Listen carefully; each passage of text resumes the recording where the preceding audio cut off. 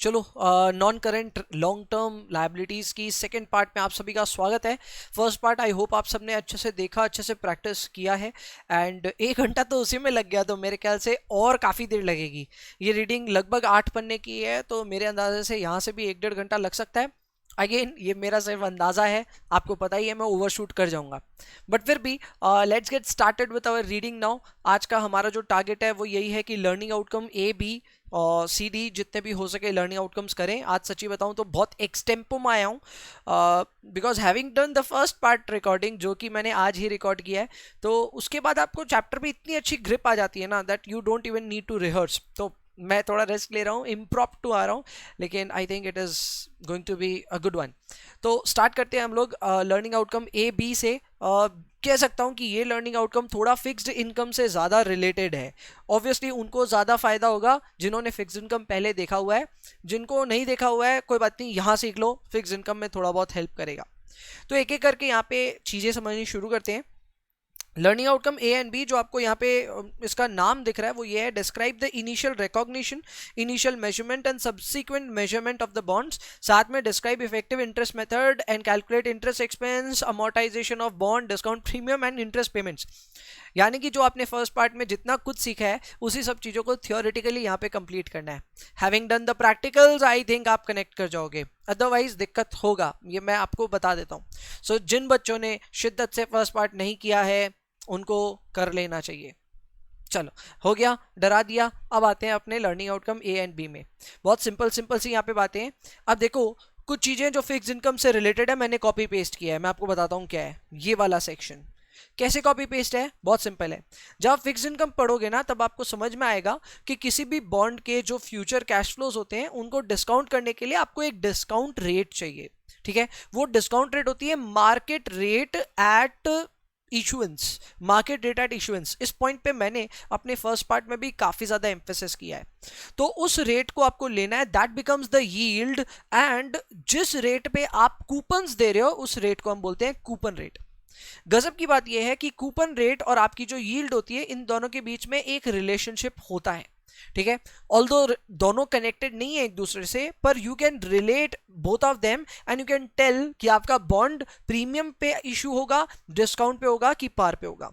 Simple सा rule है, अगर आपका कूपन रेट और आपका जो इफेक्टिव इंटरेस्ट रेट है या फिर जो आपका यील्ड है या फिर जो आपका मार्केट रेट है, जो भी आप नाम ले, सब अलग अलग नाम है, मैं आपको बता देता हूं।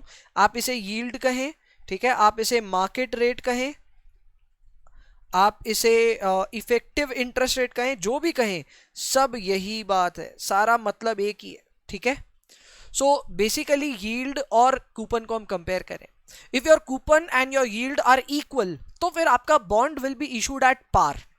If your coupon is more than your discount rate, then in that case your bond will be issued at a premium. जाहिर सी बात है, क्योंकि जो डिस्काउंट रेट है, जो रिक्वायर्ड रेट ऑफ रिटर्न है इन्वेस्टर्स का, उससे ज्यादा उस पर कूपन मिल रहा है, तो जाहिर सी बात है वो महंगा तो मिलेगा ना, तो वो प्रीमियम पे आपको अवेलेबल होगा। ऐसा समझो आपकी ख्वाहिश है कि आपको 10 रुपए मिल जाए, मैं आपको एक ऐसा बॉन्ड दे रहा हूं जो आपको 12 रुपए देगा। तो देखो आपकी जितनी ख्वाहिश है उससे ज्यादा पैसे दे रहा हूं ना, तो आपको खरीदते वक्त मेरे को प्रीमियम का अमाउंट देना पड़ेगा। That's a very simple logic. यानी कि आपकी जो रिक्वायर्ड रेट ऑफ रिटर्न है अगर उससे ज्यादा आपको कूपन देखने को मिल रहा है तो डेफिनेटली वो इशू आपको एक प्रीमियम पे मिलेगा, उस चीज का ध्यान रखना है। ठीक है, दूसरी बात उल्टा भी हो सकता है, आपकी रिक्वायर्ड रेट ऑफ रिटर्न से हो सकता है कूपन कम हो। आमतौर पे जो गवर्नमेंट बॉन्ड्स होते हैं उन सब केसेस में तो कूपन आते भी नहीं। ठीक है, it is a zero coupon bond. तो उस तरह के जो इंस्ट्रूमेंट्स होते हैं वो जबरदस्त डिस्काउंट पे अवेलेबल होते हैं। यानी कि अगर मान लो मेरी रिक्वायर्ड रेट ऑफ रिटर्न है 10% और मैं एक ऐसे बॉन्ड में पैसे लगा रहा हूं जिसमें कोई कूपन मिलेगा ही नहीं, it is a zero coupon bond, तो उस केस में आप क्या एक्सपेक्ट कर रहे हो? क्या मैं फेस वैल्यू पूरा का पूरा पैसा दूंगा या फिर मैं उनसे डिमांड करूंगा डिस्काउंट की? जाहिर सी बात है एक डिस्काउंट की मैं डिमांड करूंगा, इसीलिए जीरो कूपन बॉन्ड्स को प्योर डिस्काउंट इंस्ट्रूमेंट्स भी बोलते हैं। हम आगे जाकर के ये सारी चीजें सीखेंगे, बट अभी के लिए ये रिलेशनशिप आपको आइडेंटिफाई करना है between the coupon rate and your yield. अगर कूपन रेट और यील्ड बराबर हो जाए then your bond will be issued at par. अगर coupon is more than your required rate of return then in that case it will be dealt with premium. और अगर उल्टा हुआ, कूपन कम है as compare to your required rate of return, तो उस case में आपको डिस्काउंट पे मिल जाएगी आपकी इंस्ट्रूमेंट। ठीक है, ये चीजें देखो यहाँ पे क्लियर कट रिलेशनशिप डिफाइंड है और ऐसे का ऐसे आपको याद करना है। देखो पहला पॉइंट है, दूसरा है और तीसरा है, और जो मैंने समझाया सेम वही है। कूपन रेट इफेक्टिव रेट देखो बराबर हो गया तो पार है, कूपन रेट कम है आपके इफेक्टिव रेट से तो पक्का डिस्काउंट है, और कूपन रेट अगर ज्यादा हो जाए आपके इफेक्टिव रेट से तो पक्का क्या है, प्रीमियम। बात समझ में आई? क्लियर, सिंक इन हो गई? आगे बढ़िए। आगे यही चीज अगर आप यहां देखेंगे, effect of bond issuance on financial statements, तो सारी बात मैंने यहां लिखी है, लेकिन प्रैक्टिस मैंने करवा दी थी आपको पार्ट 1 में ही। तो यहां पे क्या क्या बातें लिखी है एक बार उसको समझना शुरू करते हैं। आप यहां देख सकते हैं मैंने एक टेबल बनाया है, एक है पर्टिकुलर्स, फिर है एट पार, फिर डिस्काउंट और प्रीमियम। यानी कि अलग अलग सिचुएशन में जब बॉन्ड्स इशू होते हैं, कभी पार पे, कभी डिस्काउंट पे और कभी प्रीमियम पे, तो कैसे कैसे हम उसकी अकाउंटिंग करते हैं अपने बुक्स में। तो बहुत सिंपल है। सबसे पहले आपको देखना है कि सारा का सारा इशुएंस के टाइम पे हो रहा है। ठीक है, सारा का सारा किस में हो रहा है, इशुएंस के टाइम पे। तो जब पार पे आपका इशू होता है, ठीक है, कभी भी कोई बॉन्ड, तो आपका कैश भी ऊपर जाता है और बॉन्ड लायबिलिटी भी ऊपर जाता है। दोनों वैल्यू अप जाती है बाई $100, दोनों वैल्यू अप जाती है बाई $100। ये चीज हमने एक जर्नल एंट्री के थ्रू की हुई है। ठीक है, तो ये चीज वापस वहीं से रिपीट है। कॉमर्स बैकग्राउंड वाले तो समझ गए थे, नॉन कॉमर्स वाले यहाँ पे अब समझना शुरू करें। देखो आप जब भी इशू करोगे अपने बॉन्ड्स को, डेफिनेटली इन्वेस्टर्स पैसे देंगे आपको। सिंस यहाँ पे आप एक पार इंस्ट्रूमेंट इशू कर रहे हो, तो जो उसकी फेस वैल्यू होगी अज्यूमिंग $100, वही आपको मिल जाएगी। ठीक है, so you have got cash $100, against that you have a liability of $100। Now इसके अलावा आपका कैश फ्लो स्टेटमेंट में क्या होगा, कैश फ्लो स्टेटमेंट में ये CFF होगा, यानी कि cash flow from financing activity. Financing इसलिए क्योंकि डेट फाइनेंसिंग आप यहां पे कर रहे हो। जब भी आप कोई भी तरह का बॉन्ड या फिर डिबेंचर वगैरह ऐसा कुछ भी इशू कर रहे हो, तो टेक्निकली आप अपने बिजनेस के लिए कैपिटल रेज कर रहे हो, लेकिन वो कैपिटल रेज एक डेट इंस्ट्रूमेंट के थ्रू हो रहा है, दैट इज ऑब्वियसली CFF। आप कितना भी पैसा रेज करो वो होगा हमेशा CFF। अब रेज करो चाहे 100, चाहे 98 या फिर 102, चलेगा सबको? चलो बहुत बढ़िया। नेक्स्ट, बाल बहुत चमक रहे हैं यार आज। नेक्स्ट है impact on income statement. Impact on income statement कुछ नहीं होगा।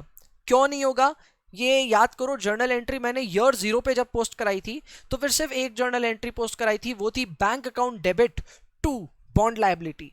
वहां पे इनकम स्टेटमेंट को इफेक्ट करता हुआ कुछ भी नहीं था। सेम चीज यही हो रही है। आप इशू कर रहे हो ना अभी, तो अभी इशू करते ही कोई खर्चा वर्चा कुछ नहीं है, सीधा इशू किया, एंट्री कर दिया, बात खत्म। There will be no effect in the income statement, ये बात याद रखने की है। ठीक है, सिचुएशन लेकिन ड्यूरिंग द लाइफ अलग होगी। अब ड्यूरिंग द लाइफ में क्या होगा, वो डिपेंड करता है कि आपका यहां पे पार के टाइम पे हो क्या रहा है। पार में देखो what is the relationship between your interest expense and coupon, वो जस्टिफाई किया गया है। बहुत ही सिंपल है, पार के टाइम पे you will see that interest expense recorded is equal to coupon. जब आपका इंटरेस्ट एक्सपेंस और कूपन बराबर हो जाएगा तो समझ लेना कि आपका इंस्ट्रूमेंट पार पे ट्रेड कर रहा है।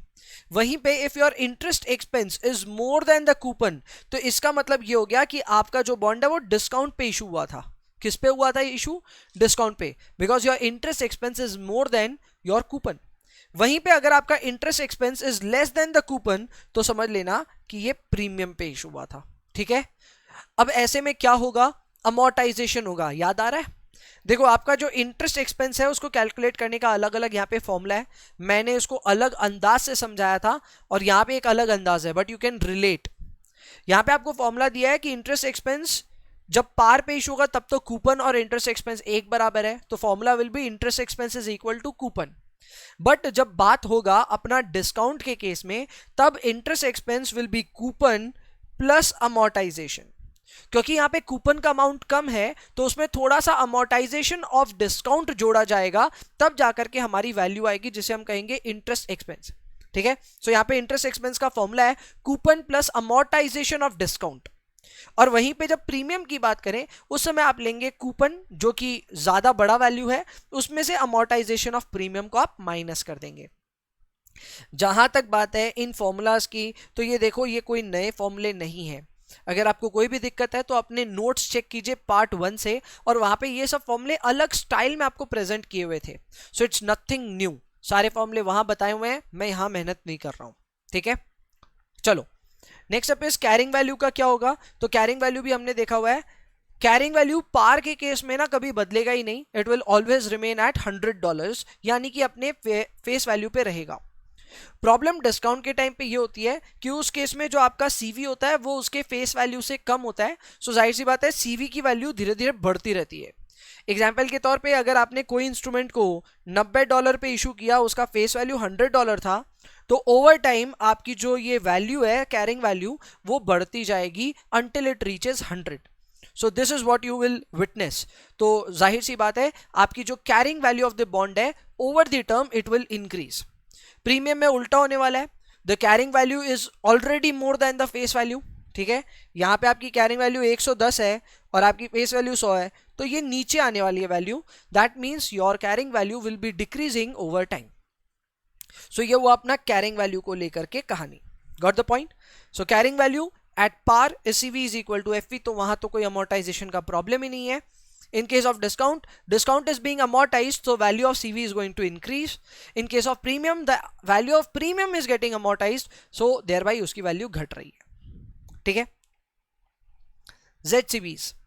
ZCBs का जिक्र मैंने किया था अभी थोड़ी देर पहले, एक बार फिर से बता दूं।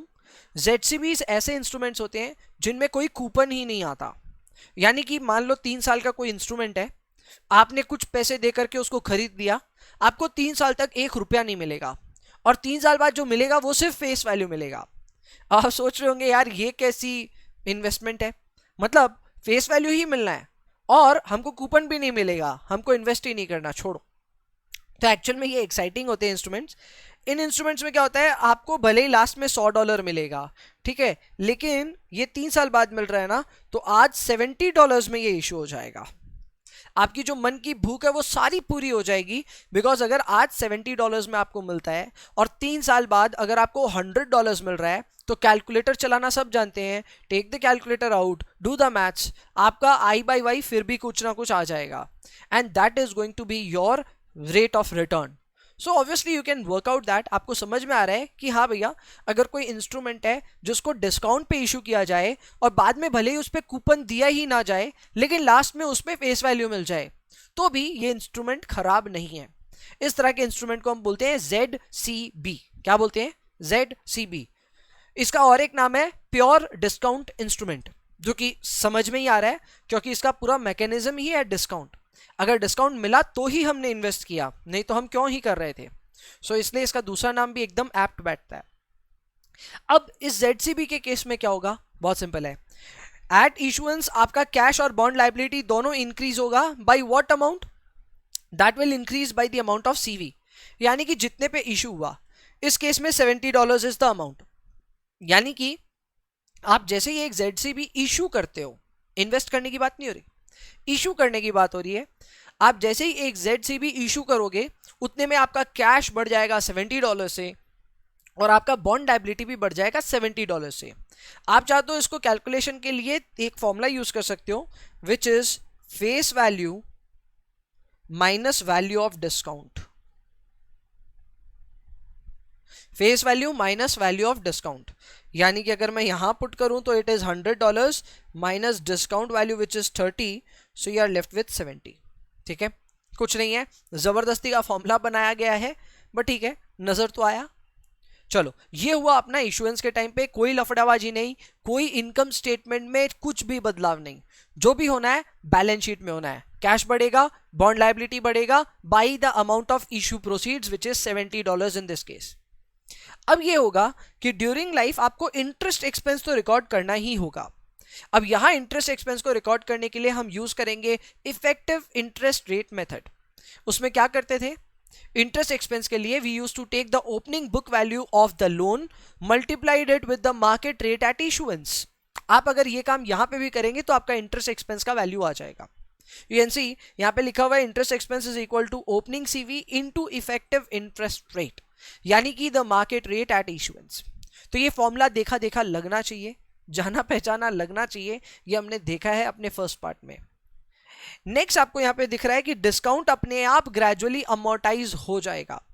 वो तो होगा ही, वो इसलिए क्योंकि इस केस में आप देखोगे कि कोई कूपन पेमेंट तो हो नहीं रही, तो आपका जो वैल्यू है वो 70 से अपने आप 100 तक पहुंचने लग जाएगा, क्योंकि हर साल आप इंटरेस्ट तो अक्रू कर ही रहे हो ना।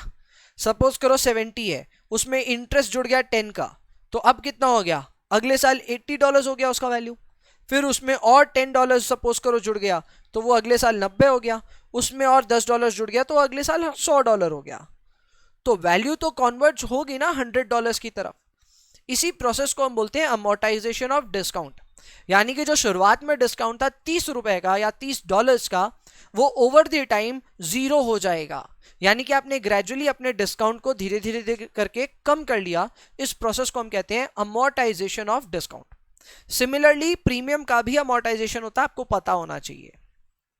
तो यहाँ पे यही बोला है that discount will be amortised, and जहां तक बात है कूपन पेमेंट की, तो यहाँ पे कुछ होगा नहीं, ठीक है। So there will be no coupon payments here. Next comes issuance cost. ये सही टॉपिक है और इसमें बस एक लड़ाई है between US gap and IFRS, आपको याद रखनी है, और बहुत सिंपल सी कहानी है। इशुएंस गैप में एज यूजुअल यूएस गैप का दिमाग खराब है। उन्होंने बोला कि इशुएंस कॉस्ट, यानी कि जब आप कोई बॉन्ड इशू करते हो, जिसे हम फ्लोटिंग कॉस्ट भी नाम देते हैं, तो यूएस गैप बोलता है कि उसको एक एसेट बना दो। क्या बना दो? एसेट। जी हाँ, सपोज करो आपने $2 करके पर डिबेंचर पे या पर बॉन्ड पे कोई इशुएंस कॉस्ट इनकर किया है, तो जितने आपने डिबेंचर्स इशू किए होंगे उसका इंटू $2 कर दीजिए और उसको एक एसेट बना दीजिए। एसेट क्या नाम होगा? एसेट का नाम होगा इशुएंस कॉस्ट। नाम क्या होगा? Issuance cost. लेकिन उसे हम करेंगे कैपिटलाइज। अब आपके दिमाग में आ रहा होगा भैया कैपिटलाइज करने का क्या है, सीधा खर्चे में डाल देते। नहीं डाल सकते, क्योंकि ये एक कैपिटल ट्रांजैक्शन है, रेवेन्यू ट्रांजैक्शन नहीं है। अब आप बोलेंगे ये क्या है, मैं समझाता हूं। देखो, आपने जब डिबेंचर या बॉन्ड इशू किया तो जाहिर सी बात है कोई 1 साल के लिए तो इशू किया नहीं, उसका टेनोर कम से कम 3 से 5 साल रहा होगा। तो अब उस 3 से 5 साल के समय के लिए ही तो आपने खर्चा किया ना शुरुआत में $2। ऐसा तो है नहीं कि वो $2 इस साल का खर्चा है, वो खर्चा भैया वो 3 साल या 5 साल की पूरी टर्म का है। लेकिन खर्चा हो गया पहले दिन, तो अब क्या करें? क्या सारा खर्चा उसी साल दिखा दें? नहीं दिखा सकते। रादर इसको कैपिटलाइज कर दो, और जिस तरह मशीनरीज वगैरह को डेप्रिशिएट करते हैं, इसको हम अमोर्टाइज कर देंगे, ठीक है। यानी कि इसमें से थोड़ा थोड़ा करके वैल्यू घटाते जाएंगे। मैं एक एग्जांपल देता हूं। सपोज करो आपने 1000 डिबेंचर्स इशू किए इस बार, ठीक है, और हर डिबेंचर पे $2 का सपोज करो आपका इशुएंस कॉस्ट लगा।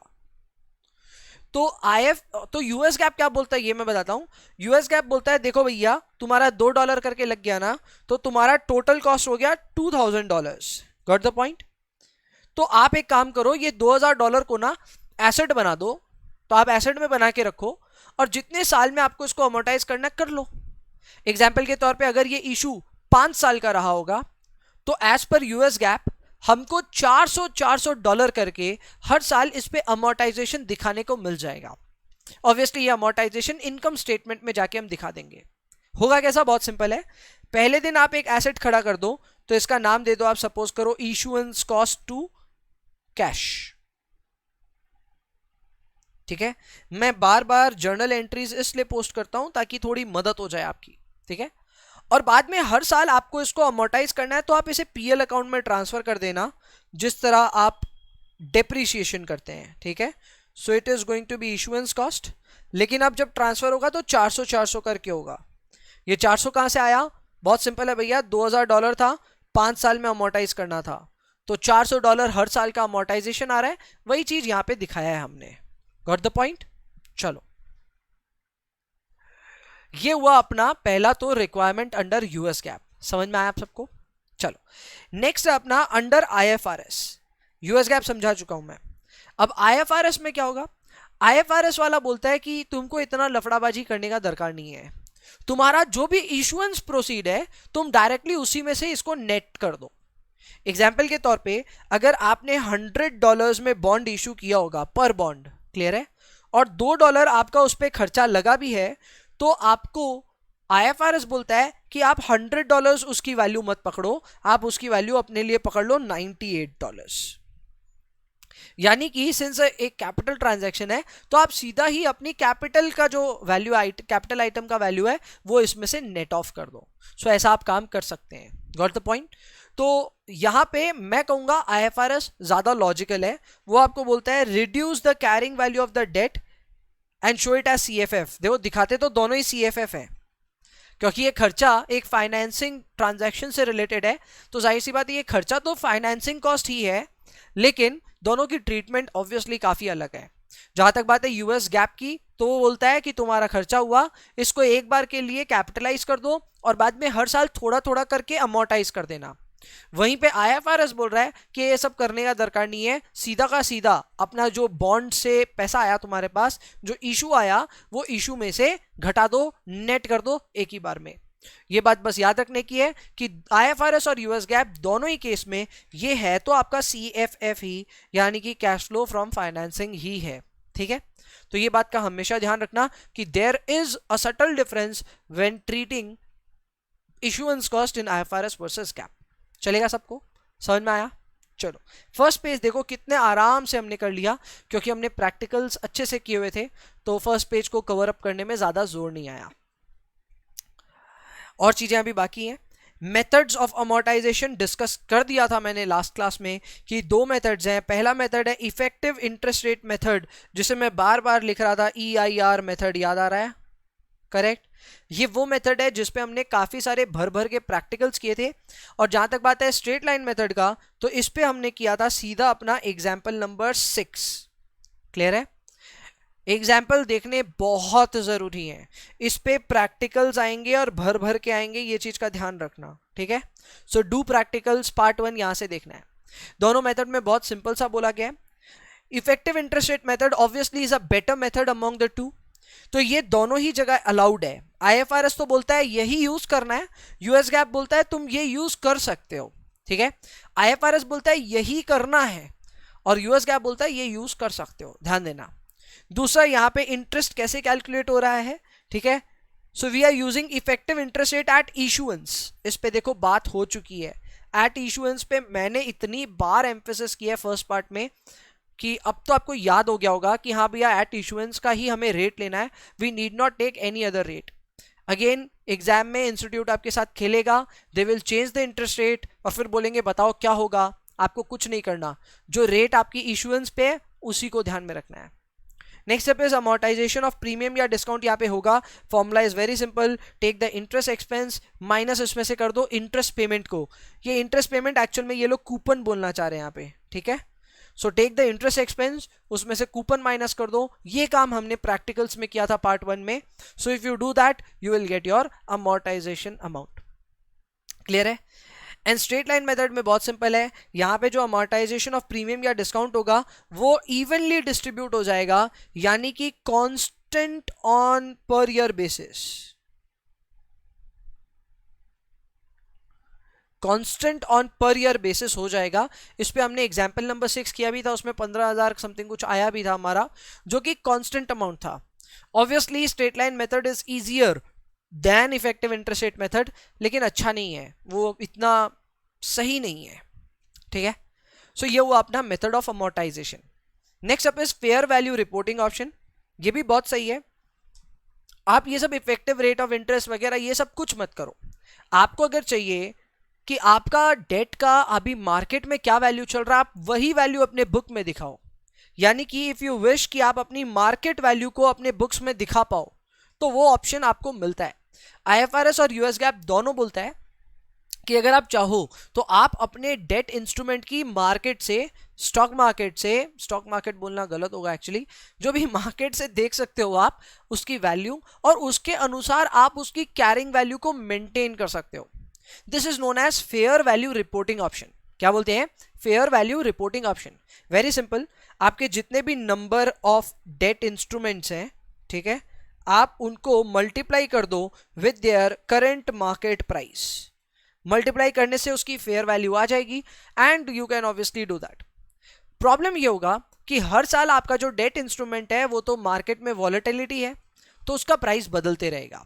फॉर एग्जाम्पल अभी उसका इस ईयर प्राइस चल रहा है सपोज करो $96, ठीक है, अगले साल सपोज करो वो हो गया $98। तो मेरा ये कहना है कि ये जो फ्लक्चुएशन आ गया फेयर वैल्यू में, ये किस तरह फिर दिखाएं हम अपनी बैलेंस शीट में? बहुत सिंपल है, अगर पहले वो 96 पे रिपोर्ट हुआ था, अब 98 पे रिपोर्ट हो रहा है, तो समझ लेना कि आपकी लायबिलिटी बढ़ गई पहले से, क्योंकि 96 की लायबिलिटी कम थी, अब 98 की लायबिलिटी आ गई है। तो इसका मतलब यही है कि आपको अपनी लायबिलिटी बढ़ानी चाहिए। ये लायबिलिटी बढ़ाने के लिए एक सिंपल सा काम करना है, जितने से आपकी लायबिलिटी बढ़ी उतना सीधा का सीधा खर्चा दिखा दो। क्या दिखा दो? खर्चा। वो खर्चा कहां दिखाया जाएगा? सीधा इनकम स्टेटमेंट में। आइए देखते हैं, मैं बताता हूं क्या। सबसे पहला जो कंडीशन है वो जरूर पढ़ लेना कि आईएफआरएस और यूएस गैप में ये ऑप्शन मिलता है आपको कि आप इस मेथड में जा सकते हो, लेकिन ये एक इररिवोकेबल ऑप्शन है, यानी कि एक बार आपने इसमें कदम रख दिया तो आप इसे वापस रोल बैक नहीं कर पाओगे। Once you have taken care of this method, फिर आप वापस बाहर नहीं आ पाओगे, ठीक है। सो ये एक इररिवोकेबल ऑप्शन है। You can obviously report your debt at fair values. बस इतना सा है कि इस चक्कर में हो सकता है कि आपको गेन्स हो जाए या फिर आपको लॉसेस हो जाए। ये गेन्स या लॉसेस जो होते हैं ना, ये डिपेंड करते हैं आपके प्राइस ऑफ द डेट पे, और आपका जो प्राइस है वो डिपेंड करता है अभी करंट मार्केट रेट्स पे। इंटरेस्ट रेट क्या चल रहा है मार्केट पे, उस पे फर्क पड़ता है इसका, ठीक है। सो अगर मार्केट में आपके इंटरेस्ट रेट बदल रहे हैं तो उसकी वजह से आपके डेट की जो प्राइसिंग है वो भी बदलेगी, और डेट का प्राइस बदलना मतलब आपकी फेयर वैल्यू भी बदलेगी। So any changes in the fair value have to be reported. जैसे कि एग्जांपल के तौर पे अगर आपकी बॉन्ड लायबिलिटी इंक्रीज हो जाती है, जो कि मैंने इस केस में बताया था आपको, 96 से 98 हो गई, आपकी लायबिलिटी बढ़ गई, तो लायबिलिटी बढ़ने के केस में आपको हो गया लॉस, कहां दिखाएंगे? इनकम स्टेटमेंट में। वहीं पे अगर आपकी लायबिलिटी घट जाए, 98 का सपोज करो अगले साल ये 95 हो जाए, तो फिर ये आपके लिए प्रॉफिट हो जाएगा। इस प्रॉफिट को भी आप कहां दिखाएंगे? इनकम स्टेटमेंट में। Got the point? तो ये है अपना fair value reporting option. Again क्या क्या यहाँ पे मेन टॉपिक्स हैं? नंबर 1, ये एक इररिवोकेबल ऑप्शन है। नंबर 2, फेयर वैल्यू में आप करो रिपोर्ट, अगर आपकी लायबिलिटी बढ़ती है तो वो आपके लिए नुकसान है, इनकम स्टेटमेंट में शो करना पड़ेगा। अगर आपकी लायबिलिटी घट जाती है तो वो आपके लिए प्रॉफिट है, वो भी इनकम स्टेटमेंट में शो करना है। आईएफआरएस गैप दोनों जगह अलाउड है। इसके अलावा मेथड्स हमने 2 पढ़े थे, एक था effective interest rate method which is required under IFRS and preferred under US gap, और दूसरा मेथड था स्ट्रेट लाइन मेथड, जो कि ऑब्वियसली आईएफआरएस में अलाउड नहीं है। सो ये था अपना learning outcome A and B से रिलेटेड पूरा का पूरा डिटेल्स। प्रैक्टिकल के कंजंक्शन में अगर आप पढ़ेंगे तो ये वाला लर्निंग आउटकम बहुत ईजी हो जाएगा आपके लिए। So I will keep this part to only this much. छोटे छोटे पार्ट्स बनाएंगे, that would be better. So around 27-28 minutes I took to complete this. I will see you in the next one. Next part में मैं complete कराऊंगा आपको learning outcome C and onwards. अब छोटे छोटे लर्निंग आउटकम है तो प्रोबेबली एक से ज़्यादा हम कर लेंगे, ठीक है। So that's it. मिलते हैं नेक्स्ट रीडिंग में, नेक्स्ट पार्ट में, जिसमें थर्ड पार्ट में हम कवर करेंगे learning outcome C and onwards. Bye bye.